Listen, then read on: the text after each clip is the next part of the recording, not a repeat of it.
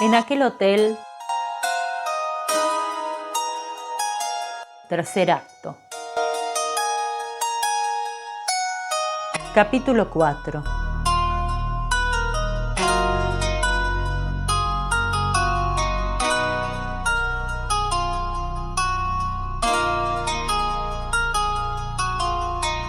El hotel esa noche brillaba más que la luna llena que nos acompaña hoy.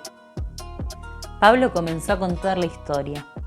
Al oírlo, todos voltearon a ver las ruinas a su lado, imaginando como una transparencia superpuesta ese fulgor. Pablo contó entonces que esa noche estaba todo dispuesto para que los huéspedes tuvieran la mayor experiencia posible, manteniendo al detalle todos y cada uno de los sectores del hotel y del casino. La algarabía y las galas abundaban en los pasillos, habitaciones y salones de todo el complejo. La música sonaba de fondo, la comida deliciosa se paseaba por todas partes. La sociabilidad era exultante. La orquesta de cámara en el salón de baile deleitaba a todos con sus valses bien ejecutados.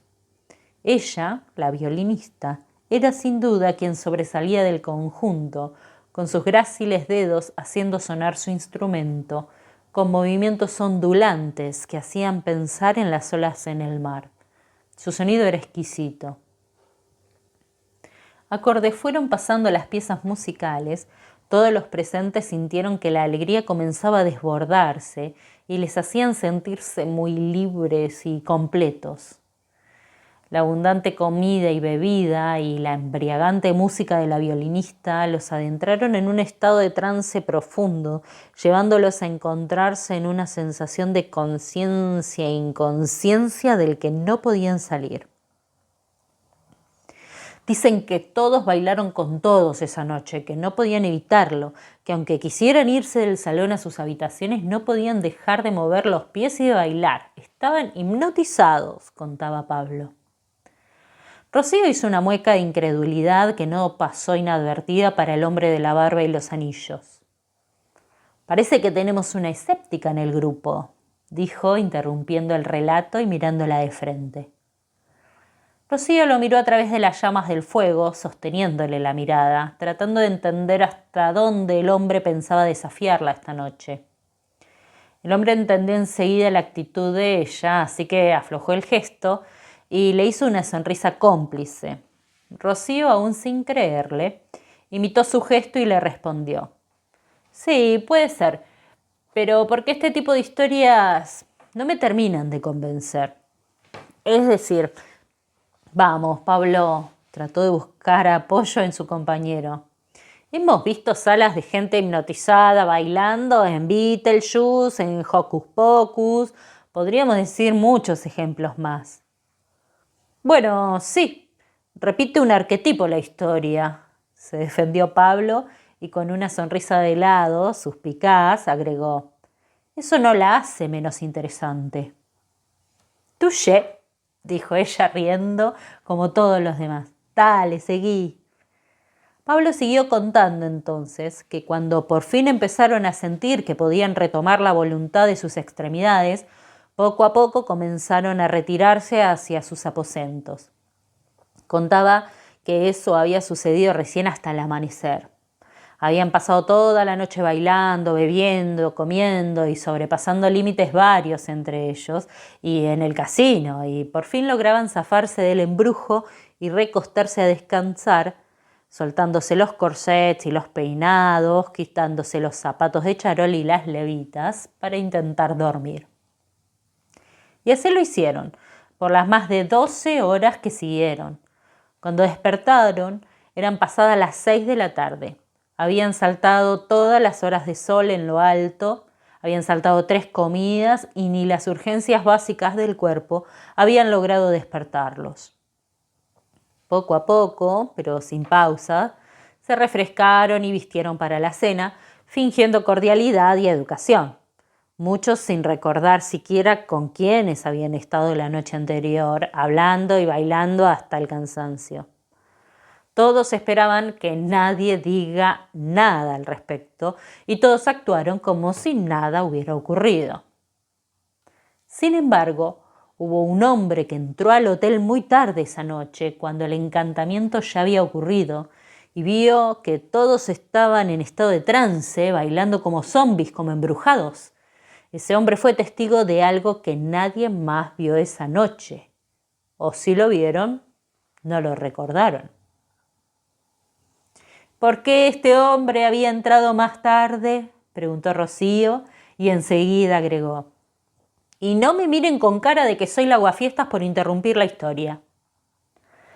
Es necesario que vos cumplas ese rol, le dijo sonriendo el hombre de la barba. Si no, no podríamos desarrollar la historia. Necesitamos a alguien que haga las preguntas que todo el grupo se está haciendo. Gracias, dijo ella y lo miró fijamente a Pablo. Este hombre, continuó él, había llegado más tarde al hotel porque había sido atraído hacia allí. Desde hacía muchas noches soñaba que una mujer lo llamaba desde el segundo piso del hotel. Y habían sido sueños tan vívidos que esa tarde se dispuso a hacer con su caballo el camino desde su campo en las cercanías de Cabildo a Villa Ventana para poder confirmar que era todo un sueño y que nada significaba. Más vale si hubiera quedado en su casa, porque lo que allí ocurrió fue 1000 veces peor que tener sueños pesadillescos.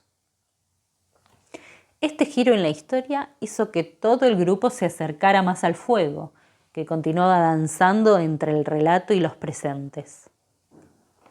¿Alguien más quiere continuar la historia?, preguntó Pablo por cortesía, tratando de quitarse importancia.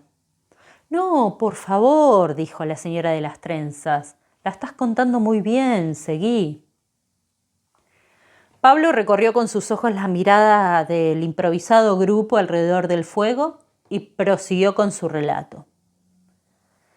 Contó que cuando el hombre llegó a caballo, al principio se sintió avergonzado porque él no pertenecía a esa clase de lugares, pero luego se dio cuenta que nadie se fijaba en él, o que incluso algunos le cruzaron palabras como si fuera uno más. Los huéspedes, pero también todos los empleados, estaban en ese estado que él no podía explicar. El hombre entró caminando por el salón y deambuló entre la gente y sus galas, buscando la escalera que lo llevara al segundo piso. Estaba improvisando y decidió que si había hecho el camino hasta allí, por algo muy surrealista, bien podía seguir entregándose a ese concepto. Por fin encontró la imponente escalera de mármol. Cuando se acercó, decidido a subir, vio a esa mujer vestida de negro y un violín en la mano. La vio actuar con voluntad, como nadie más en esos salones, así que decidió seguirla. Iba a hablarle, pero algo lo detuvo y prefirió seguirla hasta alejarse un poco de las personas que bailoteaban torpemente a su alrededor. Una tensión le recorrió la nuca y se giró de golpe, como cuando alguien se da vuelta porque siente que lo están mirando desde atrás. No había nadie. Desconcertado volvió a mirarla. No se movió, y no precisamente por miedo, sino por otra cosa, algo más parecido al respeto. La vio subir y alejarse, y solo cuando el sonido de sus pasos se apagó por completo, él subió detrás. Se detuvo un momento para mirar desde las ventanas al patio trasero, apenas iluminado con algunos faroles distantes. También había personas anestesiadas haciendo lo que quién sabe que estarían haciendo. Él continuó subiendo las escaleras al segundo piso. Cuando llegó y vio la imponente galería que albergaba las habitaciones, con sus puertas de roble cerradas, sintió que su decisión flaqueaba. Había hecho todo el camino hasta allí sin dudar de que llegaría al fondo de esto. Se había convencido de que su sueño era una premonición y quería saber qué significaba. Pero ahora que estaba allí, su determinación parecía querer abandonarlo. Comenzó entonces a oír una melodía que salía de una de las habitaciones, una armonía maravillosa. La siguió, comenzando a sentir el encantamiento en todo su cuerpo. Se acercó sintiéndose fantasmagórico, hasta la puerta de la habitación desde donde provenía esa hermosa música. Abrió la puerta y allí la vio a ella. La melodía, que hasta ese momento parecía moverse con suavidad hipnótica, se detuvo.